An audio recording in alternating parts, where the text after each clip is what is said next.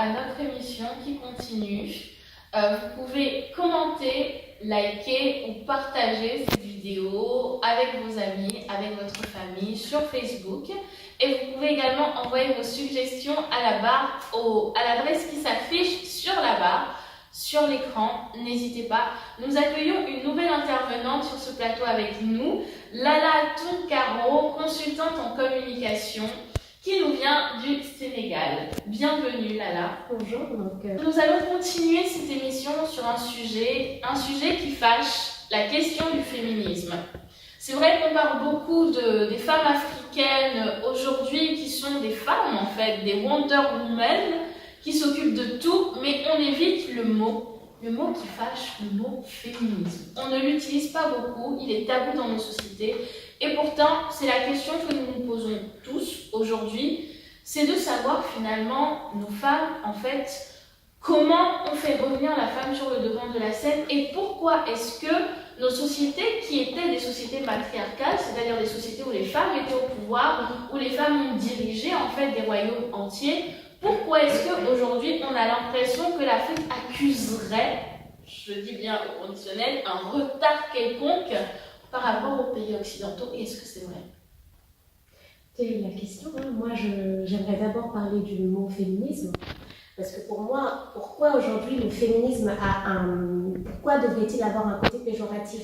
Aujourd'hui, les femmes sont capables d'accomplir des miracles. C'est-à-dire, je prends juste l'exemple de la femme moderne aujourd'hui. J'aime beaucoup dire que la femme moderne accomplit, si elle le souhaitait, pouvait soulever les montagnes. Je m'explique. Elle est capable d'aller travailler, de rentrer, de s'occuper de l'éducation des enfants, de s'occuper de la gestion de la famille, et tout ça en 24 heures. Excusez-moi, est-ce qu'un homme aujourd'hui serait capable de dire ça? Peut-être que je vais un peu loin dans ma réflexion, mais défendre mes droits aujourd'hui en tant que femme, pour moi, je ne considère pas ça comme étant péjoratif, comme étant négatif. Parce que comme tu le disais, la femme occupait une place importante dans nos sociétés africaines. Donc pourquoi aujourd'hui cette femme ne pourrait pas revenir au devant de la scène? Mais on parle, je vais faire une petite parenthèse, on parle aujourd'hui d'émancipation de la femme, on parle de parité homme-femme, mais pour moi ça c'est des droits fondamentaux, c'est pas des droits pour lesquels on devrait se battre aujourd'hui. Une société qui veut évoluer, une société qui veut se développer devrait être capable de donner les mêmes droits, d'attribuer les mêmes droits aux hommes et aux femmes. Donc je voulais d'abord m'exprimer sur ça. C'est un sujet qui me passionne dans la mesure où je pense que il est important aujourd'hui que les gens prennent conscience de l'importance capitale que la femme a dans nos sociétés. Capitale dans la mesure où aujourd'hui une femme éduquée égale une femme capable de soulever des montagnes, égale une femme capable de développer son foyer, de développer également son pays, de développer le monde. Donc aujourd'hui, j'appelle tout le monde à reprendre conscience du fait qu'il faut qu'on donne aux femmes la place qu'elles méritent dans la société. Voilà. Donc. Je voulais rebondir sur ce que tu as dit quand tu disais qu'avant en fait la femme occupait un rôle central justement dans nos sociétés.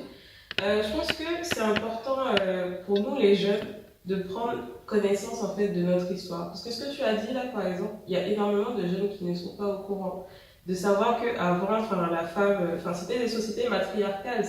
La femme dirigeait, la femme conseillait, la femme... vraiment un rôle central et que, je n'aime pas sortir cette phrase-là, mais que c'est la colonisation en fait qui est venue détruire nos sociétés en fait, détruire les fondements même de l'identité africaine. Et là, c'est comme si on était reparti de zéro après. Donc c'est important de savoir qu'on n'a pas toujours été comme ça, à penser que la femme occupe un rôle minime, à rester au foyer, etc.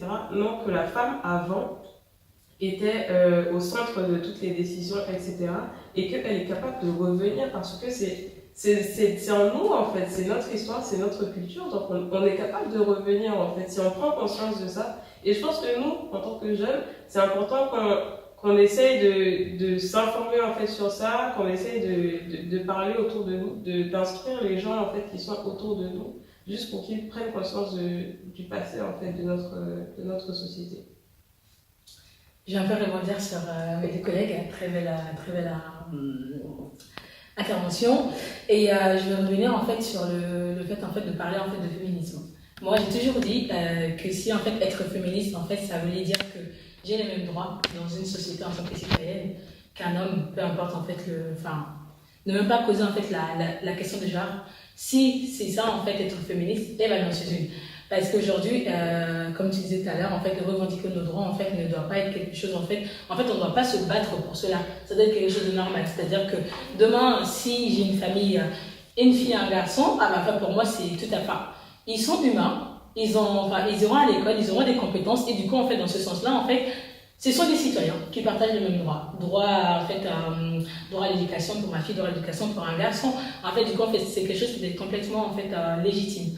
Après, d'un côté, il y a certaines choses en fait dans l'histoire. On sait qu'aujourd'hui, la femme, que ce soit dans l'histoire et aujourd'hui, les femmes tiennent nos foyers. Elles tiennent quand même en fait, elles s'occupent de la famille, comme on dit aujourd'hui. Elle fait des choses en fait, elle s'occupe des enfants, elle s'occupe de la maison, elle s'occupe de tout. Et en plus aujourd'hui, elle travaille. On voit en France ici, énormément de femmes en fait occupent un poste à la journée et aussi s'occupent des enfants et en fait de leur mari le soir. Donc à un moment donné, en fait, quand on est dans ce sens-là, on ne peut pas dire en fait que nous ne faisons pas assez. En fait, énormément. Et souvent, j'ai envie de dire plus que des hommes. Je sais, enfin, plus que des hommes, on peut dire ça, mais il faut quand même, il faut aussi en fait relativiser un peu là-dessus. Moi, j'ai dit moi, il faudra couper ça. Je dis que il faut pas non plus être en fait dans un combat de se dire en fait que des femmes. Aujourd'hui, on se pose la question, est-ce que si en fait les femmes tenaient, on va dire, les pouvoirs en fait dans un pays, est-ce que ça serait un pays en fait qui fonctionnera peut-être plus que si c'était un homme? Je pense qu'il faut co-construire ensemble.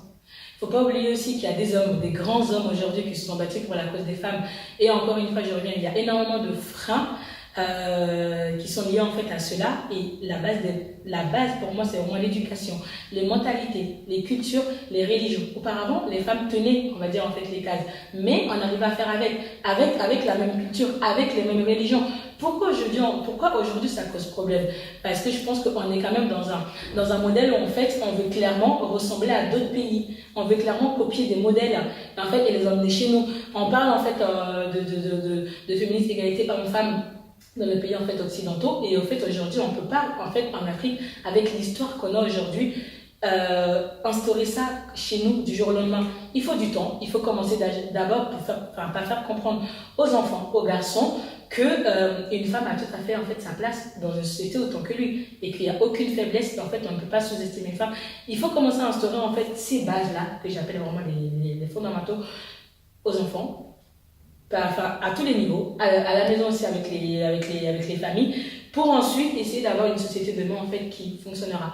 Mais on a aussi besoin des hommes pour aussi faire en fait notre combat. Alors, je veux juste, si tu me permets, rebondir sur ce qu'elle a dit. C'est important qu'effectivement tout commence dans la famille. Mais n'oublions pas qu'aujourd'hui, c'est des femmes, c'est des mères de foyer qui inculquent à leurs filles que non, l'homme va à l'école, toi tu t'occupes des tâches ménagères. Donc si dès la base on n'arrive pas à changer ça, ça va être compliqué demain de dire on veut une société égalitaire. Comment commencer déjà? Bien sûr par resensibiliser en fait. Donc pour moi c'est un travail de sensibilisation à faire à nouveau, et d'arriver à faire comprendre aux mères de foyer aujourd'hui que la femme a le droit d'aller à l'école, la femme a le droit de faire le même travail qu'un homme. Sur ce plan, moi je suis totalement d'accord qu'effectivement il faut resensibiliser. Après, nous avons nos limites. Je ne dis pas qu'on peut faire exactement la même chose qu'un homme. Comme tu dis, on a besoin de co-construire avec eux. On n'a pas les mêmes forces. Donc sur le plan du travail manuel, effectivement, une femme aura un peu plus de mal à développer son activité qu'un homme. Mais c'est déjà revoir nos bases et resensibiliser les mères au foyer aujourd'hui en Afrique.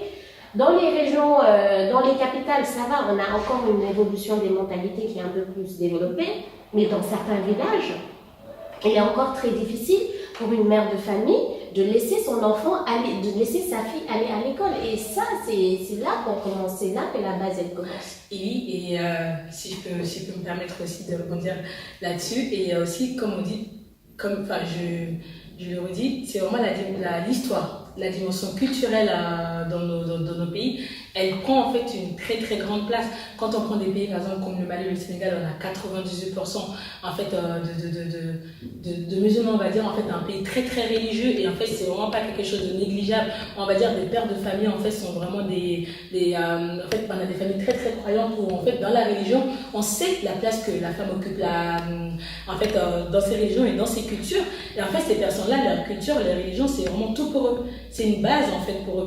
Et comme aujourd'hui je suis aussi bénévole en fait à l'association Excision Parlons-en. En fait, à propos de l'excision, j'ai toujours ce même questionnement. Aujourd'hui, on sait tous en fait ce que l'excision en fait a de plus néfaste en fait pour une femme.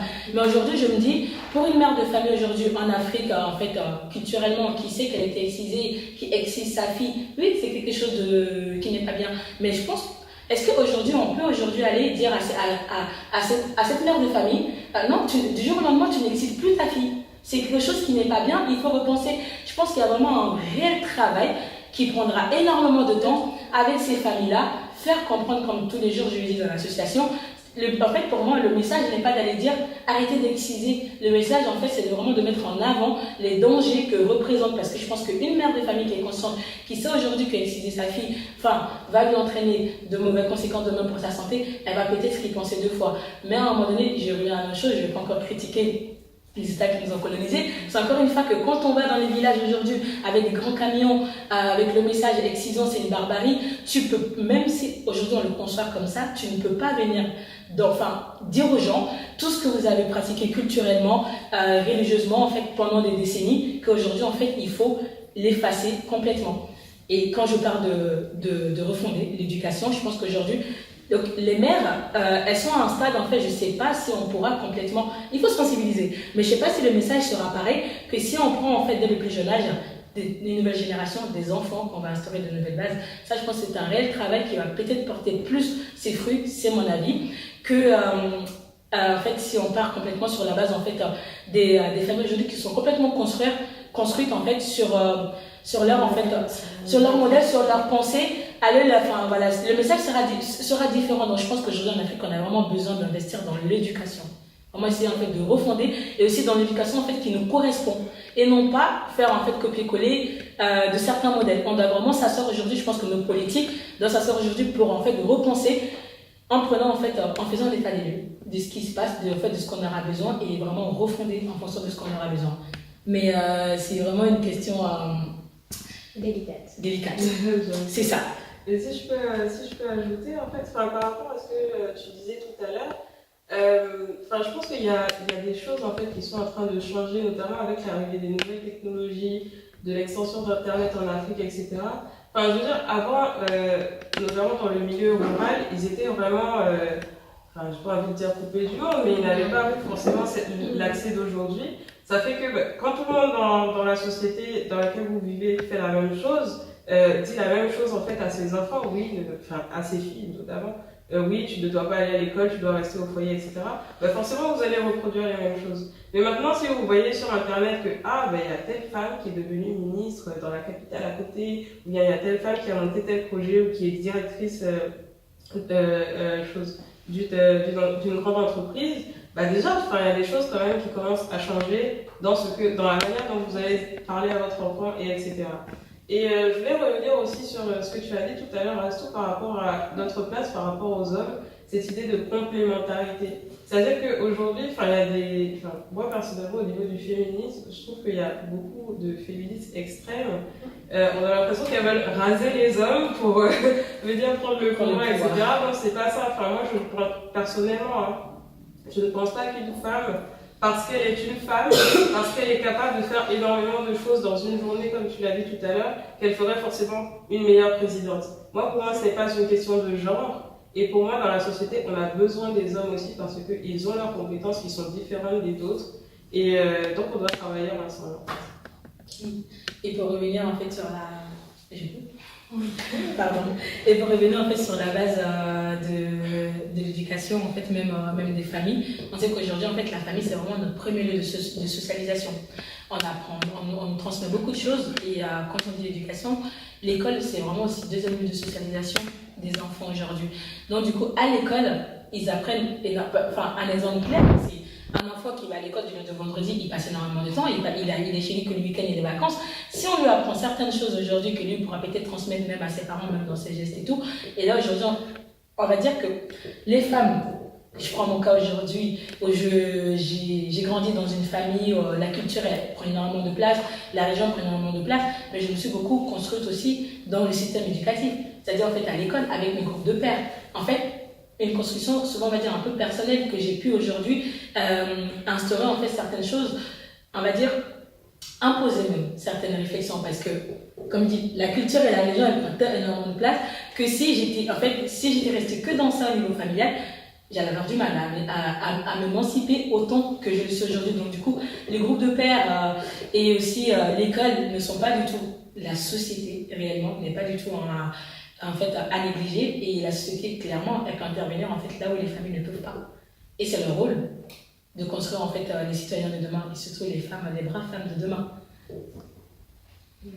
Parlons d'une autre question qui se pose quand on parle de la femme africaine. Aujourd'hui d'ailleurs, il y a plusieurs séries qui sont sorties, notamment nigérianes, comme la série Avant 30 ans, ou Chimamanda Adichie, la romancière nigériane qui en parle, le mariage.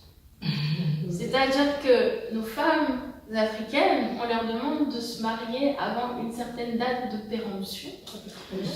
Et on leur demande de laisser de côté en fait leur carrière pour fonder de force ou de gré une famille avec des prétendants parfois qu'on force auprès de la femme, même quand elle est dans la diaspora, on la fait rentrer, on lui dit non, il est temps que tu te maries, que tu te poses, sinon tu finiras vieille fille, tu peux avoir ta carrière, tu ne seras pas heureuse.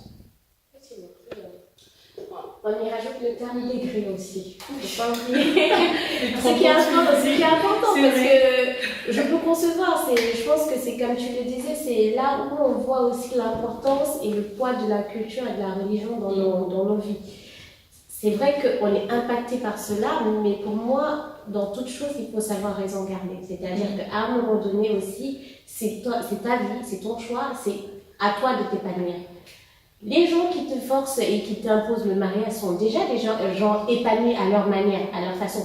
Et encore, épanoui est un grand mot, parce que ces personnes-là, quand on regarde au fond en soi, c'est pas des gens qui sont réellement heureux, parce qu'il y aura toujours ce goût de regret derrière à un moment donné, j'avais la possibilité de faire ça, je ne me suis pas lancée parce qu'on m'a imposé un choix.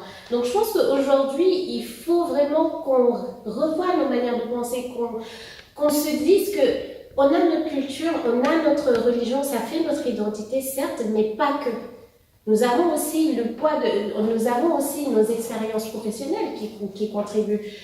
Je suis pour le mariage à un certain moment. Effectivement, quand tu trouves la personne qui te convient, marie-toi, c'est ton choix, mais ça doit venir de toi. C'est-à-dire qu'à ce moment-là, tu auras pesé le pour et le contre et te dire, je pense que les deux peuvent faire bon ménage. Donc, je ne vois pas la raison d'imposer un choix ou une date précise à une personne par rapport au mariage.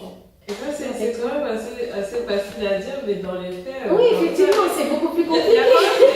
Il y a quand même l'impression sociétale qui fait que, par exemple, en Afrique, une femme qui a 30 ans, qui n'est pas mariée, qui n'a même pas de copain, on va la regarder bizarrement. Alors que pour elle-même, on te marginalise, c'est tout à fait normal. Et même au sein de la famille, moi je vous donne mon exemple et tout, le nouvel an dernier, j'appelle ma grand-mère pour lui souhaiter la bonne année, etc. Et dans toutes ces bénédictions, elle me dit, je te souhaite de trouver un bon mari très rapidement. J'ai 22 ans, genre juste pour... Donc il y a tous ces petits trucs, etc. qui... quand on le fait à chaque fois, ça vous rentre dans la tête. Et puis vous vous dites à un moment, oui c'est vrai, ma carrière, etc. Mais il faut aussi que je pense à cet aspect-là de ma vie, en fait. Donc... Mais est-ce que l'un exclut l'autre? C'est là la question. Voilà, c'est là où les gens ils doivent, pour moi, savoir peser le pour et le contre. L'un n'exclut pas l'autre. Donc, effectivement, c'est là où c'est beaucoup plus compliqué.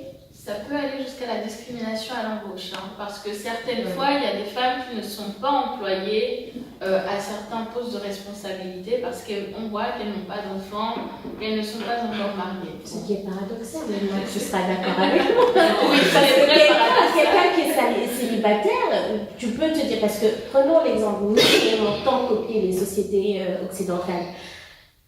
La discrimination se fait à ce niveau. C'est-à-dire, paradoxalement, aux pays africains, ici, quand tu es célibataire, tu as plus de chances d'accéder à des postes de responsabilité parce qu'ils se disent que tu te donnes à 2000%, comparé à une mère de famille qui va peut-être lever le pied un peu. Donc, c'est paradoxal, je trouve, en Afrique. Et encore une fois, pour moi, je pense que aujourd'hui, la femme moderne peut allier les deux. Elle le montre déjà dans ses 24 heures. Elle arrive à achever un travail de malade. La mère, une femme africaine moderne mariée avec des enfants, sa journée va commencer peut-être à 5 heures du matin et se terminer à 23 heures quand tout le monde sera couché, aura bien mangé. Donc pourquoi celle-là ne serait pas capable d'occuper un poste de responsabilité? Parce qu'elle saura déjà comment manager et comment gérer sa journée, comment s'organiser. C'est ça nos forces aujourd'hui, nous les femmes modernes. On sait comment gérer nos journées parce qu'on est depuis petite, on apprend à combiner les deux. Tu vas à l'école, tu gères aussi toutes les tâches dans la maison, donc tu sais comment t'adapter. Et aujourd'hui, c'est ça notre force. Donc c'est ça que la société doit intégrer dans ses réflexions. Mais effectivement, c'est du temps, ça prend du temps. Ça prend vraiment du temps. Et moi, pour rebondir là-dessus, en fait, je veux dire, aujourd'hui, on sait que c'est une réalité. Les femmes, en fait, elles occupent moins de place dans l'organisation, en fait, du pouvoir, de la politique et tout, mais on n'oublie pas aussi qu'elles ont énormément en fait, qu'elles participent énormément à l'organisation de la société civile. En fait, notamment quand ce sont des sujets en fait, qui nous affectent le plus, elles ont été les premières à fonder tout ce qui est association, à se mettre debout contre le mariage forcé, contre l'excision, contre énormément de choses. Et que, aujourd'hui, je pense qu'il y a quand même un progrès, même si ça reste encore à continuer, où des jeunes femmes comme toi, comme moi, comme toi, on fait des études, je ne connais pas votre situation personnelle, on fait des études, mais quand même, on sait très bien qu'en fait, on a des objectifs. On a très bien compris que se marier n'était pas la solution ultime, en fait, pour réussir dans sa vie. Et encore une fois, parce que ça, c'est encore le message. Dès tout petit, en fait, on apprend aux petites filles la vie de princesse, le mariage de princesse. Il faut trouver un homme qui est bien casé pour avoir en fait un avenir en fait certain. Encore une fois, ça veut dire quoi? C'est que en fait, il y a que les hommes qui peuvent avoir en fait un certain pouvoir. Il y a que les hommes qui ont peut-être compris comment devenir riches et que apprendre une femme aujourd'hui en fait comment réussir, comment entreprendre, comment devenir riche, en fait, c'est quelque chose de très tabou chez nous. Une femme aujourd'hui, elle repose entièrement sur son mari. Ce sont des choses en fait qu'il faut complètement décoder et le message, il doit être encore plus fort en fait, j'ai envie de dire. Et c'est ça, je dis, quand je parle en fait du rôle des hommes, c'est encore là parce que encore, même si c'est la femme qui s'occupe de l'éducation, les hommes aussi ils ont un grand message à faire passer à leurs fils, à leurs filles aujourd'hui, même les mères qui sont des exemples, et même en fait dans la structure en fait politique. Aujourd'hui, les femmes qui vont de la politique et qui gèrent leur famille, c'est complètement quelque chose d'extraordinaire, comme on en a vu. Ça existe et donc c'est possible. Et donc c'est dans ce cas-là qu'on se battra toutes aujourd'hui pour arriver à ce niveau-là, mais c'est quelque chose quand même. Et je pense que dans la culture, ça prend énormément de place. Quand on apprend petite fille que se marier, je pense que tous on a entendu ça, que se marier était vraiment l'ultime. Quand tu dis à tes parents, je vais faire un master, oh là là là là, c'est hyper long, tu ne seras pas de mari. C'est en fait, il y a le message d'encouragement, il est vraiment en fait l'inégalité, c'est vraiment là d'être tout petit. Le message d'encouragement, il n'y est pas après le bac. Celle qui a encore la chance de faire le bac, c'est encore heureux, mais c'est en fait après un certain niveau, il faut se marier, alors que pour les garçons, il faut aller plus fort. Je prends un exemple clair, quand une fille dit à sa famille, je vais faire de la politique, non, mais on te regarde, non, c'est un métier d'homme. Enfin, c'est ça en fait, tu vas faire de la politique, mais tu t'en rends compte, c'est tout ça en fait qui est super désagréable à entendre, à se croire en fait qu'on sera toujours inférieur. Mais non, et c'est à nous de prouver justement. Et quand je vois la génération d'aujourd'hui, même la diaspora, des jeunes filles aujourd'hui qui revendiquent certaines choses et qui du coup en fait met un point d'honneur à étudier et à se marier quand elles veulent. Ça, c'est quelque chose, un réel progrès qu'on n'a pas eu il y a 30 ans. Et donc, c'est quelque chose à féliciter aussi. C'est vrai. Bon, merci à toutes pour vos interventions très éclairées. Merci à vous, chers téléspectateurs. N'hésitez pas à commenter, à liker, à partager. Et n'oubliez pas que vous pouvez envoyer vos suggestions de sujets à débattre sur l'adresse qui s'affiche sur la barre de l'écran. Je vous dis à la prochaine.